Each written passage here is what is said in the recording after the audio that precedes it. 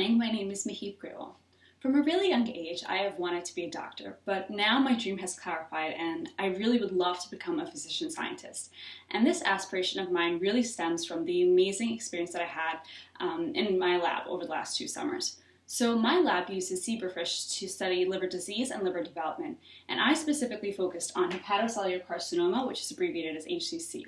So liver cancer is the second leading cause of cancer-related mortality worldwide. Unfortunately, only a third of patients are eligible for transplantation or resection, which are currently the only ways to cure the disease. Therefore, it's crucial for us to develop alternative treatments so that we're no longer as dependent on organ donors. So UHRF1 is a gene that's highly expressed in patients with advanced liver cancer, and previous researchers in my lab have developed transgenic zebrafish that overexpress human UHRF1. The human UHRF1 is tagged to GFP so that the livers fluoresce and are easy to assess, and the gene is under the hepatocyte-specific promoter FABP10.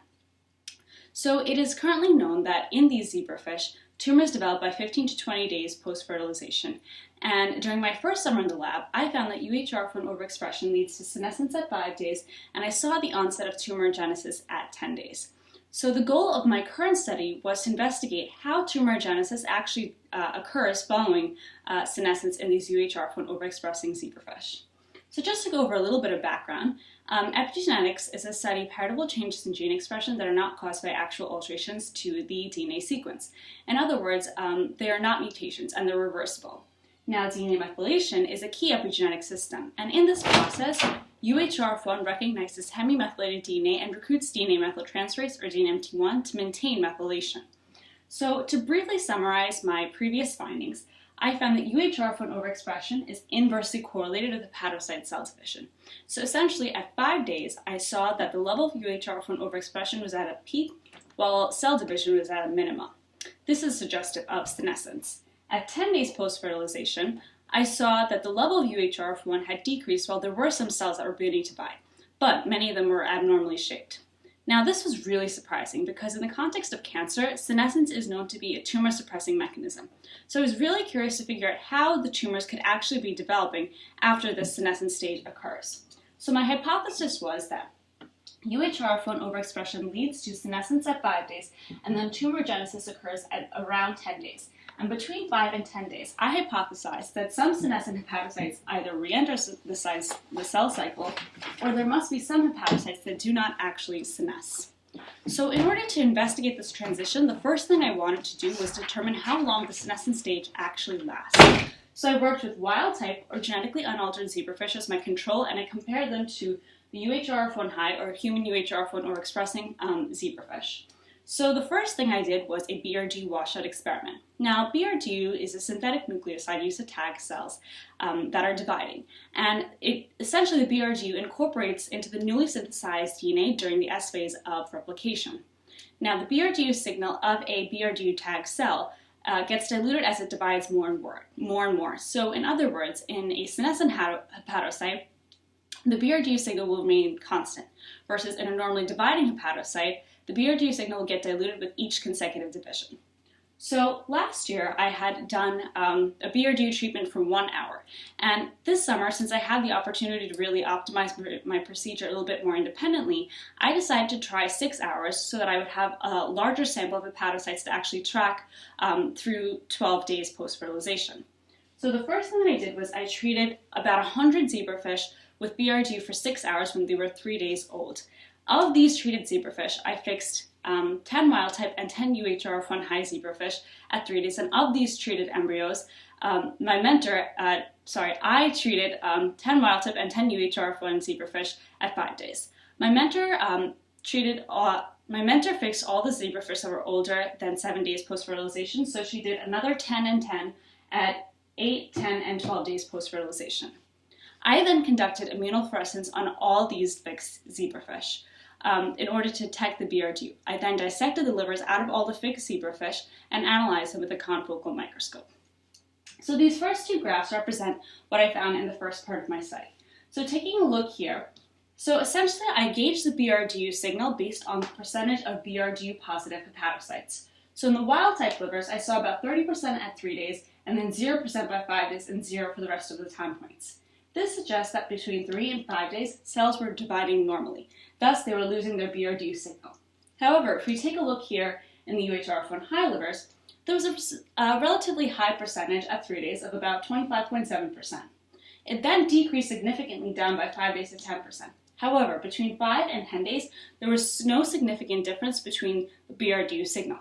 In other words, these 10% of hepatocytes were senescent. They weren't dividing, and thus the BRDU signal was no longer getting diluted. However, by 12 days, the BRDU signal had dropped down to 2.8%, and this significant difference indicates that cells were now escaping senescence, and thus they were losing their BRDU signal. In order to confirm whether there actually were hepatocytes that were escaping senescence, I decided to incorporate a second cell division marker, EDU. So in the second part of my experiment, just like in the first part, any fish that were older than 7 days were treated and handled by my mentor due to the LISEF rules. However, so I first started off with 100 zebrafish at 3 days. I treated them all with BRDU for 6 hours. And then I knew that senescence was going to last from 5 to approximately 10 days. Then at 9, 10, and 12 days, 30 of those treated zebrafish at each of those 3 time points were treated with EDU. And the goal of having the treatment at this time point, the second treatment at this time point, was try to look for co-localization. Essentially, I wanted to analyze zebrafish that were treated with EDU right before their BRDU signal might get diluted out because they became cancerous, because I knew that HCC was going to happen close to 10 days post-fertilization. I conducted immunofluorescence on all the fixed zebrafish like the first time. However, this time I also did a click-it imaging kit to detect the EDU. I then dissected all the livers out and imaged them with a confocal. So in these two diagrams, I have the results from the second part of my experiment. Essentially, cells that are only BRDU positive are still senescent. There are a variety of things that could be happening for the cells that are EDU positive. Firstly, they are dividing at this time point. It's possible that they were never tagged with the BRDU initially because they didn't go through the cell cycle during the initial treatment. However, it's also possible that these are entirely new cells. The cells that are BRDU and EDU, those are the ones that are really the fascinating ones that are escaping the senescence. And in order to confirm whether the ones escaping senescence are UHRF1 overexpressing, I checked for their GFP signal. So as you can see here, at 9, 10, and 12 days post-fertilization, I saw cells that were positive for one or both markers. At 9 and 12 days, I saw that 4% of hepatocytes were positive for both BRDU and EDU. And as you can see here in this diagram, I've zoomed in on the hepatocyte nuclei of a 9-DPF liver, and as you can see, it's UHRF1 overexpressing, BRDU positive, and EDU positive.